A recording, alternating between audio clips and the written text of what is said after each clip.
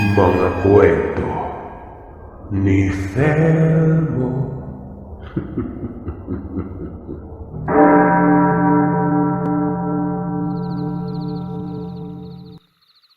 Hindi ko na namalayan kung ilang oras akong nawalan ng malay, Sir Seth. Basta noong idinilat ko ang mga mata ko, nakita ko si Mama na mamasa-masa ang mga mata niya. Indikasyong kakatapos pa lamang niyang umiyak. Nag-aalalang tinanong ko siya kung ano ang nangyari. Bakit iyak ito ng iyak? Sunod-sunod namang umiling ang aking ina at sinabi niyang wala o man yon. Huwag ko na lamang daw siya pansinin. Kamusta yung pakiramdam mo? May masakit pa ba sa'yo? Tanong niya sa malumanay na boses at hindi na pagalit. Tumango ako at sinabing mabuti na ang pakiramdam ko. Hindi na gaya noong mga nagdaang linggo. Mabigat at parang laging may nakadagan sa balikat ko. Mabuti naman kung ganon. Sandali po, ano ho ba yung nangyari sa akin? Bigla po kasi akong nakatulog kaya hindi ko na alam. Tiningnan ni Mama ang matanda bago nagsalita. Mas mabuti nga si Manang Simang na lamang ang sumagot sa tanong mo. Nahihirapan kasi ako magpaliwanag, anak. Wika ng aking ina at muling tiningnan ng matanda. Hudyat na binigyan ito ng permiso para magsalita noon. Siya nga pala, bago ko ikwento ang mga nangyari ipapakilala ko muna ang sarili ko sa'yo para hindi ka mabigla. Simang ang pangalan ko. Isa ako mambabarang. Mambabarang pero marunong din akong gumamot.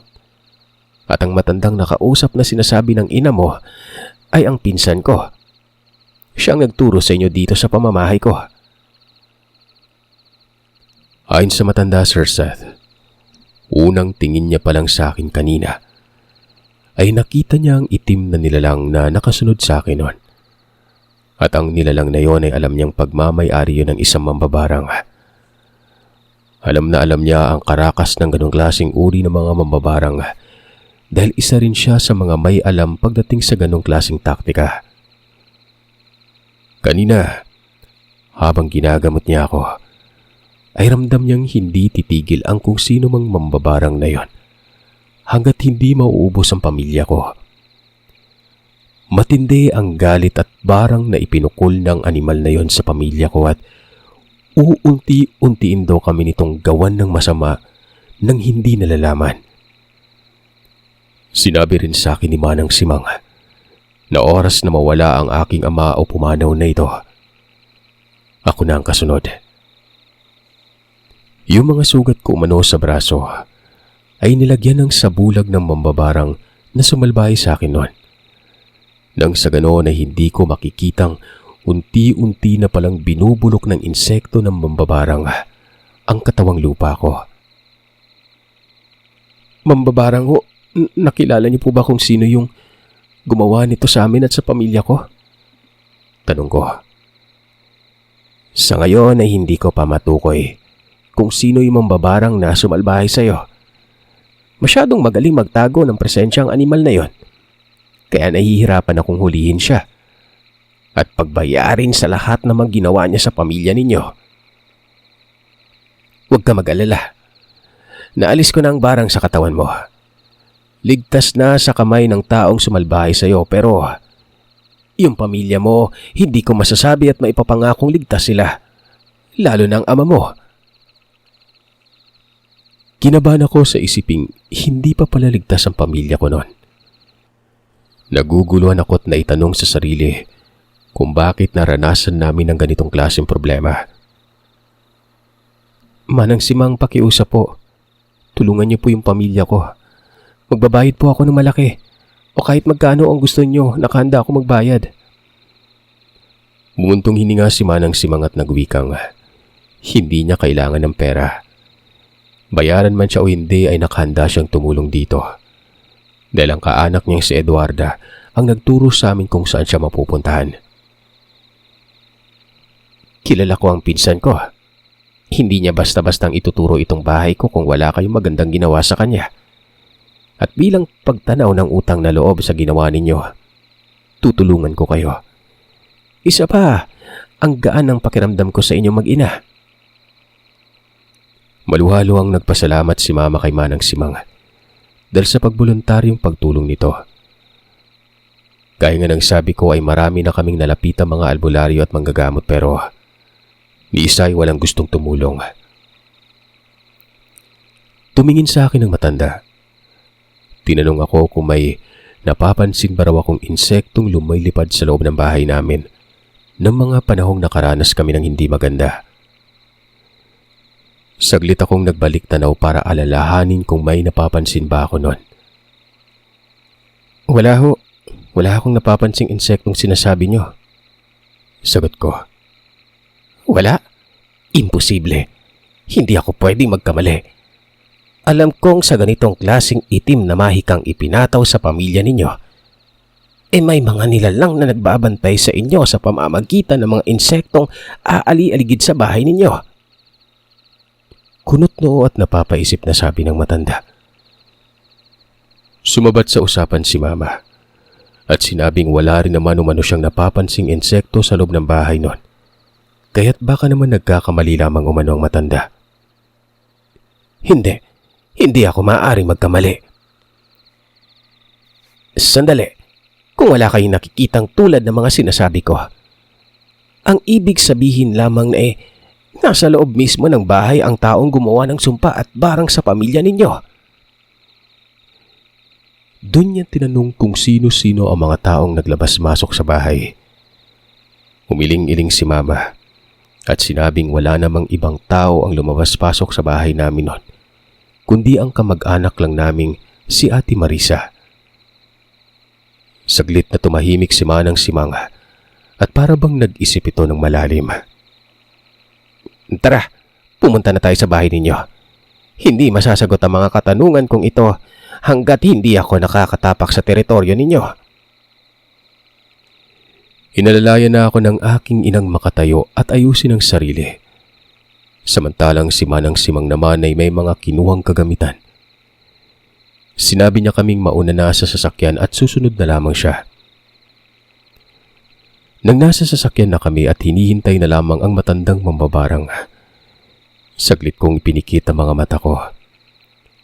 Pakiramdam ko kasi inaantok pa ako at gusto ko pang matulog ulit. Nandiyan na siya, rinig kong sabi ni Mama, kaya't idinilat ko ang mga mata at umayos ng upo nun.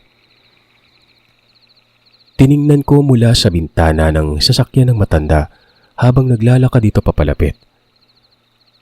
Alam niyo, kung hindi ko kilala si Manang Simang, mapagkakamalan ko siyang baliw sa ginagawa niya. Paano ba naman kasi, habang naglalakad ang matanda papalapit sa amin, bitbit ang bayong na may lamang mga kagamitan niya sa panggagamot, ay walang tigil sa pagbukas-sara ang bibig na parang may kinakausap ito. Panay kasi ang tingin niya sa magkabilaang gilid na para bang may nakakausap. Minsan pa ay may pagtango siyang ginagawa kahit na wala naman akong nakikitang tao sa tabi niya. Mababaliw na ata ako kung ano-ano na yung naiisip ko. Sambit ko noon at muli kong ipinikit ang mga mata ko. Walang ano-ano. Bigla na lamang may humampas sa unahan ng sasakyan. Dahilan para mapapitlag ako sa pagkagulat. Saan ka pupunta, Simang? Sama mo naman ako. Nang tingnan ko kung sino ang nagsasalita ay nakita ko ang matandang si Manang Eduarda. Ang matandang nagturo sa amin kung saan ang tirahan ni Manang Simang noon. Para itong batang nakikiusap kay Manang Simang na isama. Nangangako pa itong hindi raw ito gagawa ng gulo o kahit na anumang ikakasakit ng ulo ni Manang Simang. Huwag mo akong iwan dito, Simang. Isama mo na ako. Sige na, sumama ka na. Pero huwag ka makulit o gumawa ng kahit na anong gulo sa bahay na pupuntahan natin, ha? Maliwanag ba? Pasensya na kayo. Maaari ko bang isama si Eduarda? Hindi kasi titigil sa pangungulit ng babaeng ito hanggat hindi ako papayag na isama siya Sanay kasing palaging kasama sa mga lakad ko. Pumayag naman si Mama noon. Pagkatapos nun ay bumiyahe na kami pauwi sa bahay.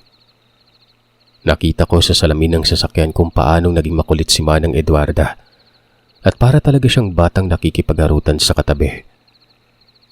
Marahil ay napansin ni Manang Simang ang panaka-naka kong pagtingin sa kanilang dalawa kaya tumikim siya at sinaway ang pinsan niya at sinabihang tumahimik na. Dahil sa kuryosidad naman Sir Seth ay hindi ko na napigilan ang sariling itanong kay Manang Simang kung talaga bang normal na kay Manang Eduarda ang mga kinikilos nito. Hindi naman kasi siya mukhang kulang sa pag-iisip o yung tinatawag na karamihang sintu-sinto. Saglit na tumahimik ang matanda. Ang akala ko pa nga ay nagagalit siya sa tanong ko. Pinandilatan pa ako ni Mama ng mga mata at para bang winarningan niya akong magdahan-dahan sa pananalita. Wala pa mang ilang segundo ay nagsalita si Manang Simang at isinalaysay ang buhay ni Manang Eduarda bago maging ganon ang kanyang mga kinikilos. Kumbaga, isip bata po ang ibig kong sabihin sa ikinikilos na binanggit ko. Ani pa ng matanda, matino talaga noon ang pag-iisip ni Eduarda. Kaya nga lang, nang malaman nung kinakasama nitong may lahi silang mambabarang, ura-uradang iniwan sa ere si Manang Eduarda. Buntis ito ng mga panahong iniwan ng kinakasama at dahil sa ang rason ng lalaking yun ay natatakot raw yung may gawing hindi magandang pamilya ni Manang Eduarda sa kanya. Dahil sa problemang pinagdaanan, na-depress si Manang Eduarda na naging sanhi kaya't nakunan ito at doon nga ay mas lalong lumala pa ang problema. Hanggang sa hindi na nakayanan pa ang dagok sa buhay, dahilan para mawala ito sa sariling wisyo. Magmula noon, naging karamay na ni Manang Eduarda si Manang Simang. Ni minsan ay hindi niya ito iniwan. Kapatid na ang turing niya kay Manang Eduarda at mahaba ang pasensyang iginagawad niya dito kahit na kung minsan ay nagpapasawa ito sa kanya at hindi nakikinig. Palagi siya nitong tinatakasan para pumunta sa karinderya kung saan ito nakilala ang lalaking kinakasama nun. Inaakala umano ni Manang Eduarda na babalikan pa ito ng lalaking kinakasama. Ang babaw lang ng dahilan ng kinakasama ni Eduarda, di ba? Natakot siyang may gawin kaming hindi maganda sa kanya. Pero hindi niya iniisip ang naging kapalit sa ginawa niyang pag-iwan sa pinsan ko. Mga tao nga naman. Napakadaling manghusga ng kapwa. Hindi porket angkan kami na mambabarang ay masama na. May ibang mambabarang rin pilit na gumagawa ng kabutihan. Dahil kung napakasamang tao ko lang matagal ko nang binarang ang lalaki ng iwan dyan Natameme ako matapos marinig ang sinabi ni Manang Simang. Natigil lamang siya sa pagkikwento tungkol sa mga hindi naging magandang karanasan nilang dalawa ni Eduarda nang makarating na kami sa bahay. Sa bungad pa lang, nakita ko nang biglang nag-iba ang ekspresyon ng mukha ni Manang Simang. Kung kanina, nung nasa sasakyan pa lamang kami ay maaliwala sa mukha nito. Nang mga sandaling nakatapak ng mga paa niya sa bakuran ng bahay, naging seryoso yon. Nanlilisik ang mga mata. Sinasabi ko na nga ba, kaya pala hindi kayo nakakita ng mga insektong umaali-aligi dito sa bahay ninyo. Gaya na lamang ng bangaw o ano paman. Naririto mismo sa loob ng bahay ninyo ang sumpa ng mambabarang. Napakasalbahe. Inilibot niya ang paningin. Tapos ay nakita kong may mga maliit na bato siyang inuusala nun. Pagkatapos ay isa-isang inilagay sa mga nadadaanan namin. Tulad na lang ng lamesa, upuan, at maging ang mga paso ng bulaklak. Nilagyan niya rin yon. Walang tigil rin ang pagkumpas niya ng bitbit niyang walis tingting na sa palagay ko ay mga nasa 15 piraso o higit pa. Matapos niyang mailapag ang mga batong maliliit na inusala ng orasyon, isinunod niya naman ang tig-iisang pirasong walis tingting. Isinabit niya yon sa dingding ng bahay namin ng patiwarik. Hindi ko mapigilan ang sariling magtaasan ng mga balahibo ko habang Pinagmamasdan ng matandang si Manang Simang. Hindi ko alam kung ano ang mararamdaman ko. Kung matatakot ba ako, mamamangha sa mga ginagawa niya. Nung matapat na kami sa silid na ipinagbabawal ng aking ina, huminto si Manang Simang at humarap sa pintuan ng silid nun. May itinusok siyang walis tingting nang pabaliktad sa paso at may inusal na orasyon bago ito marap sa amin. Kaninong silid yan? May natutulog ba sa silid na yan? May nararamdaman akong kakaibang presensya sa kwartong yan. Mabalasik na saad ang matanda at humarap sa aking ina. Hindi makasagot ang aking ina na para bang nagulat ito at hindi inaasahan ang tanong na matanda. Kaya't ako na ang sumagot at sinabing bakante ang silid at walang natutulog. Maaari ko bang makita ang loob ng kwarto? Nang tingnan ko ang aking ina at tinanong kung nasaan ang susi ng silid, parang nag-aalangan pa siyang sabihin sa akin kung nasaan yon. Ramdam kong ayaw niyang pabuksan ang silid kung saan siya palaging nagdadasal. Ma, yung susi po. Oo, teka saglit lang, kukunin ko lang. Kinuha niya ang susi. Marahan na binuksan ang pintuan. Pero bago niya pa man tuluyang mabuksan ang pinto nun, mabilis na siyang tinabig ng matanda at ito nang nagbukas. Nang mabuksan niya yon ay sumalubong sa amin ang napakalamig na hangin, may kasamang nakakapanghilakbot na pakaramdam.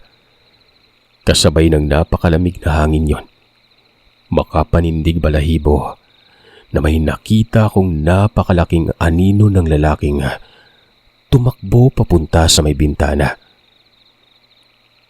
Sino ka? Anong ginagawa mo dito? Bulyaw na tanong ng matandang mambabarang at sinundan ng pagdadasal nun. Dali-dali kaming sumunod kay Manang Simang na pumasok sa loob ng silid at tinungo ang bintana. Paglapit nito sa bintana, hinampas niya ang dingding ng bitbit niyang walis tingting. Kung sino ka mang demonyo ka, lumabas ka sa pamamahay na ito. Hindi ka nakatira dito at lalong-lalo namang wala ka puwang sa pamamahay na ito para magsumiksik. Sabihin mo sa mambabarang na nag-alaga sa iyong naririto ako at hinahamon ko siya. Maya-maya, hindi pa man siya tapos mag-usal ng orasyon, nakarinig kami ng malakas na pag-atungal na parang baboy na kinakatay. Nasa loob lamang yun ng silid kung saan kami naroroon. Kaya naman napahawak ako sa kamay ng aking ina.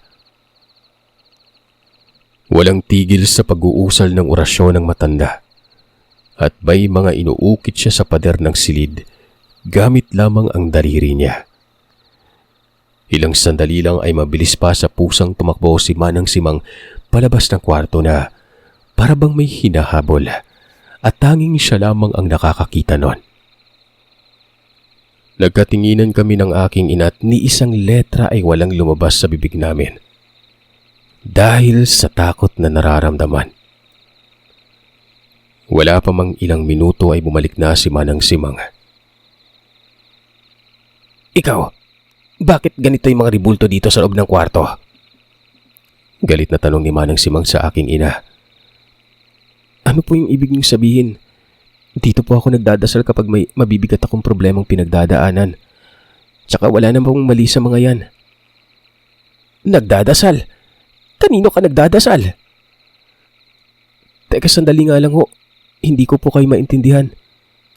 Ano po ba talaga ang ibig niyong tukuyin? Naguguluhan na tanong ng aking ina. Dito sa silid na ito isinasagawa ang pagriritual ng sumpa. Lalong-lalo na yung barang sa pamilyang naninirahan sa bahay na ito. Hindi ko po kayo maintindihan. Hindi na nagsalita pa si Manang Simang. Sa halip ay nilapitan niya ang mga ribultong nakahilera at nagpapakawala ng mga inkantasyon sa paligid. Matapos gawin niyo ni Manang Simang, Halos manghilakbot kami. Talagang nag-init ang tenga ko't nagpantig nun. Nang walang ano-ano sa isang kurap lamang ng mga mata ko, ang kaninang maamong mukha ng mga ribultong nasilayan ko naging mabagsik at may mapupulang mga mata at ubod ng pangit ang wangis nun. Sandali po nga, huwag mong sabihin. Hindi ko na naituloy pa ang sanay sasabihin ko at napaawang na lamang ang bibig ko sa kadahilan ng bigla kong naalala ang gabing nakita ko ang aking ina sa loob ng kwarto kung saan kami naroroon. Nagdadasal na may mga kasamang kababaihan. Batid kong mali ang tumatakbo sa isipan ko ng mga oras na yon. Pero hindi ko mapigilan ang sariling mag-isip na hindi maganda ukol sa aking ina. Kinukutuban ako na may kakaiba siyang ginagawa sa silid kung saan siya namamalagi para magdasal. Hindi kaya may kinalaman siya sa mga nangyari kay Papa? Hindi naman kasi lingid sa akin na malaki ang galit ni Mama nung umalis si Papa.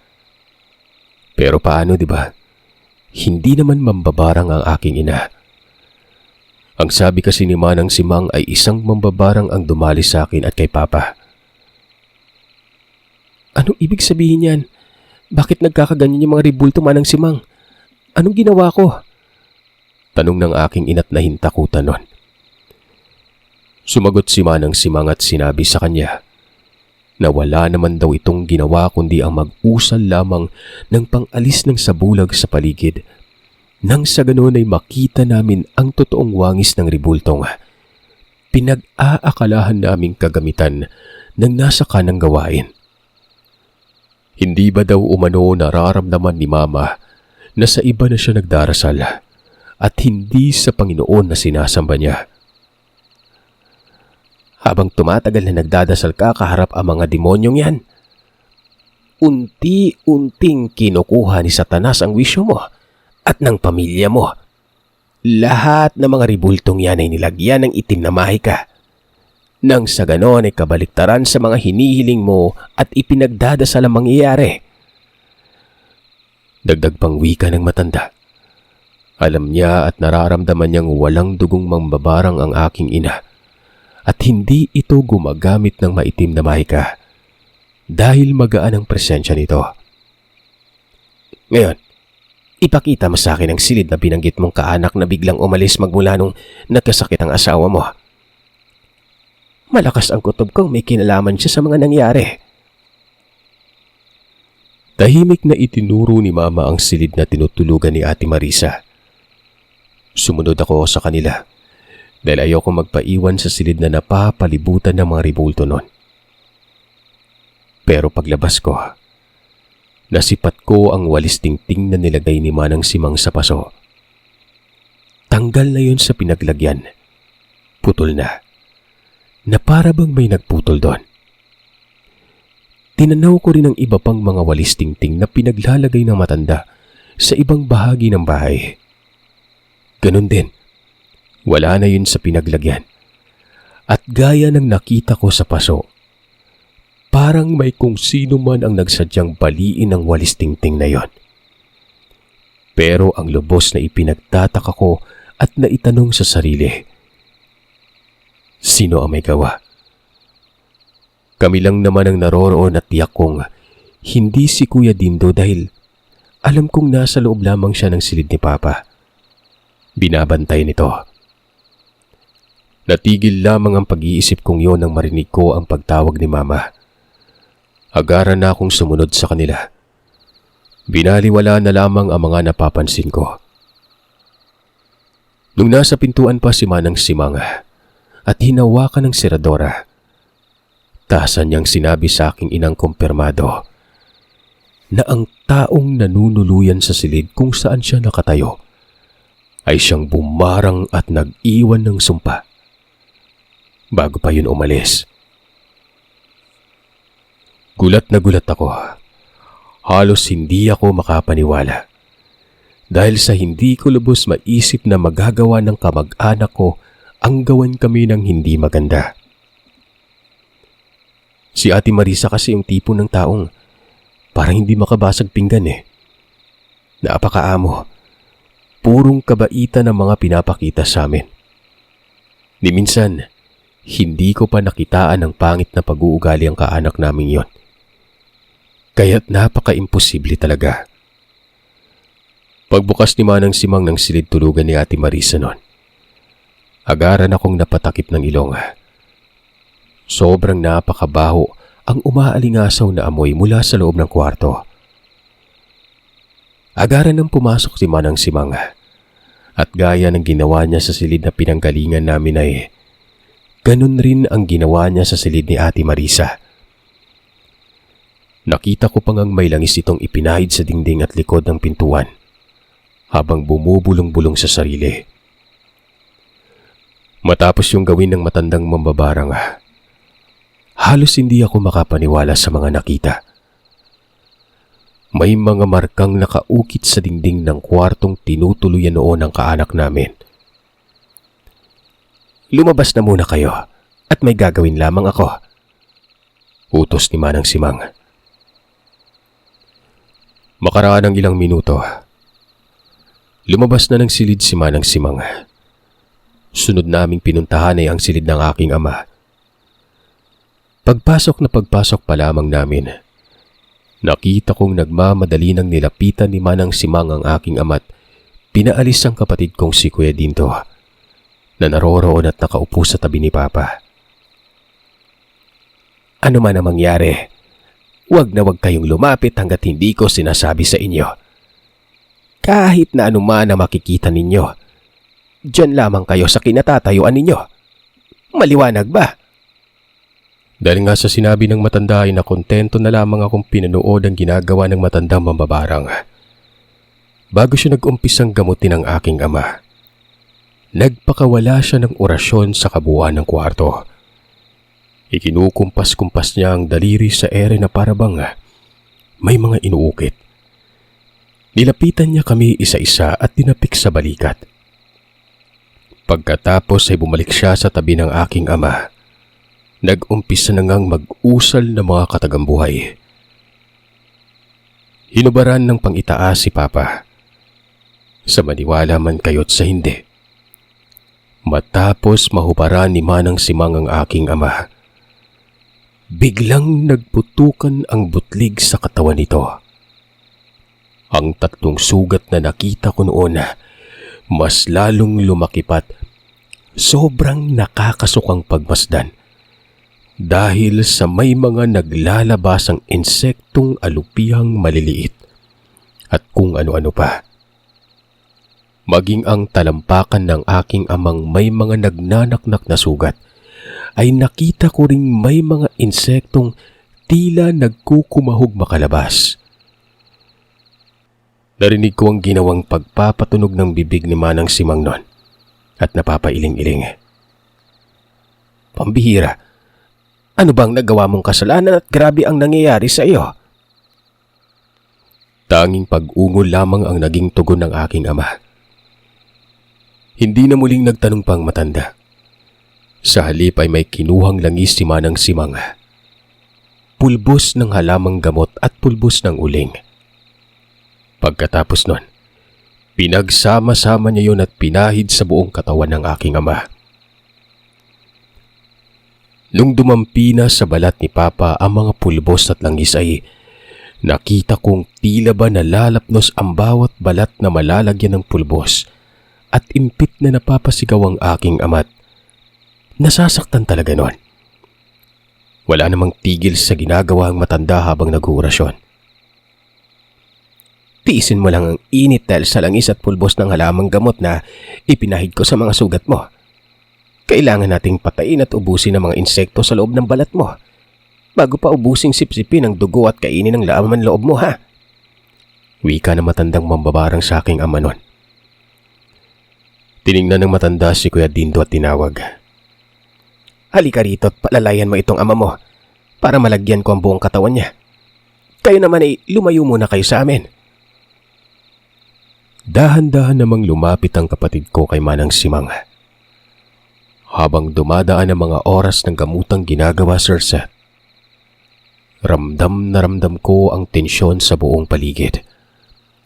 Habang walang tigil sa ginagawang pagpapakawala ng mga engkantasyon ng matandang mambabarang, ay nakita ko nga tila ba naghahabol na siya ng hininga. Samantalang ang kapatid ko naman, halos maligo na sa sarili nitong pawis.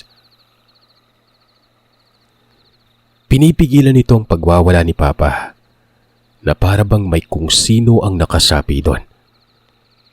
Nag-iba na rin ang boses ni Papa. Naging mabagsik na yon na aakalain mo nga nanggaling pa sa ilalim ng lupa ang boses na lumalabas sa bibig niya. Hindi ko maiwasang kilabutan at matakot habang pinapanood ang ginagawa nila. Matapos gawin ni Manang Simang ang paglalagay ng langis at pulbos sa katawan ng aking ama, lupay-pay na bumagsak ito sa higaan. "Umalis ka na dito. Bumalik ka na doon," sambit ni Manang kay Kuya.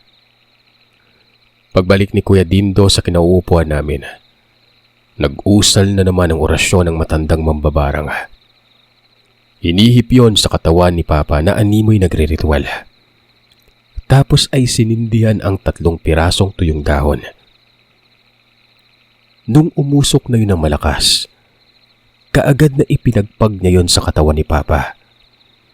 Matapos gawin yon ng matanda, ay nakita ko ang kulay itim na uod at mga alupihang maliliit na dahan-dahang naglalabasan sa katawan ng aking ama. Paulit-ulit na lumalabas sa mga uod na yon sa bawat butas. At sa bawat paglabas nun, kinikilabutan ako. May tumutulong dugo ang mga butas na nilalabasan ng mga insekto. Hanggang sa tuluyan nang naubos lahat ng mga insekto sa katawan ni Papa. "Huwag na kayong mag-alala. Tapos na ang gamutang ginagawa ko sa taong ito. Pagpapahingahin na lamang muna natin siya para makabawi ng lakas. Mabuti na lang talaga at nag-apan ko agad at napatay ko ang nilalang na inutusang magbantay sa taong ito." Nakahinga ako na maluwag. Natuwa matapos sabihin sa amin ang magandang balitang yon. Yung mambabarang nakilala mo ba? Paano kung balikan niya uli kami?" tanong ni Mama. Huminga ng malalim ang matanda at sinabihang huwag na rin daw kaming mag-alala pa dahil ang lahat ng mga ginawa ng mambabarang sa pamilya namin, ibinalik niya yon ng mga triple pa.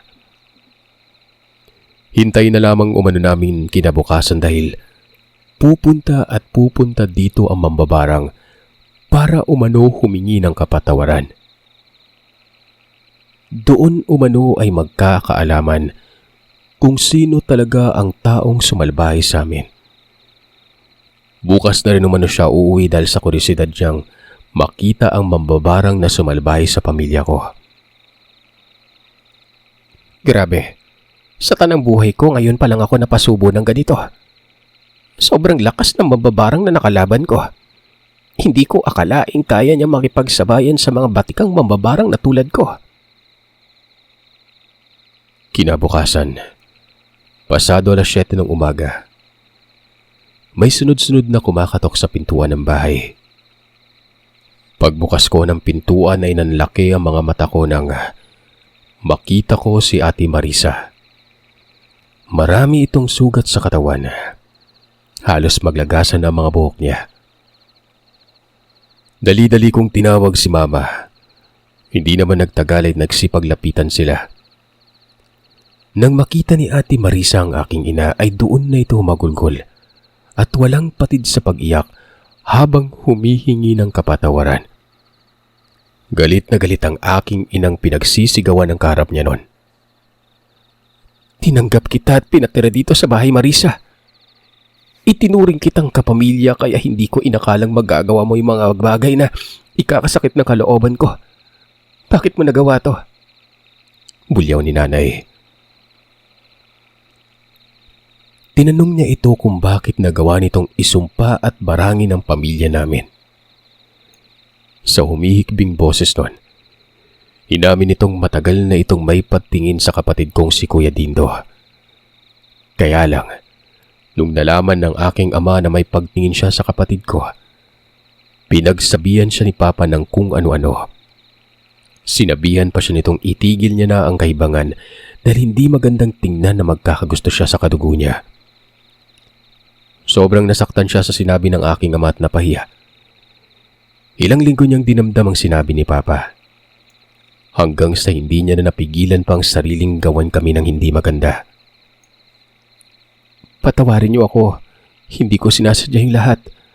Nadala lang ako sa bugso ng galit na nararamdaman.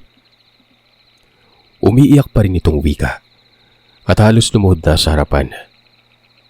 Kaawaan lamang siya ng aking ina't patawarin nun. Pero ang mas nakakabiglang revelasyon ng umagang yun, Sir Seth, ay noong magkaharap na si Manang Simang at si Ate Marisa. Nalaman naming anak ni Manang Simang ang ina ni Ate Marisa. Magkahawig na magkahawig ang dalawa. Doon ko din nalaman ng buong katotohanan na hindi namin kadugo si Ate Marisa. Anak siya ng matagal nang malapit na kaibigan ni Mama. At noong namatay yon, ay inihabilin sa kanya ang anak nito. At yun na nga si Ate Marisa, na ipinakilala niya sa aming malayong kamag-anak niya. Ipinakita ni Mama ang larawan ng yumao niyang kaibigan at doon nga ay pumalahaw na ng iyak si Manang Simang. Sa kadahilan ng yun ang anak niyang matagal ng panahon na nawalay sa kanya. Dahil sa mga revelasyong nangyari ay pinatawad na ng pamilya ko si Ate Marisa. Inuwi ni Manang Simang ito para doon alisin ang mga barang na sinumbalik ng matanda. Sa pagdaan ng ilang linggo, nabalitaan na lamang namin na wala ng matandang mambabarang. Ang rason, isinakripisyo niya ang kanyang sarili. Mailigtas lamang ang apo niya. Magmula din noon na naging payapa na muli ang pamumuhay namin. Hindi na kami nagkaroon pa ng kababalagan. Bumalik ang dating katawan ni Papa. Kahit na naroroon pa rin sa tiyan niya ang peklat ng mambabarang na yon. Nagkaroon din ng cleansing. Nirenovate ang kwarto kung saan laging nagdadasal si Mama. Naging maaliwalas yon. At magmula nun, nagsimula ulit kami ng panibagong buhay.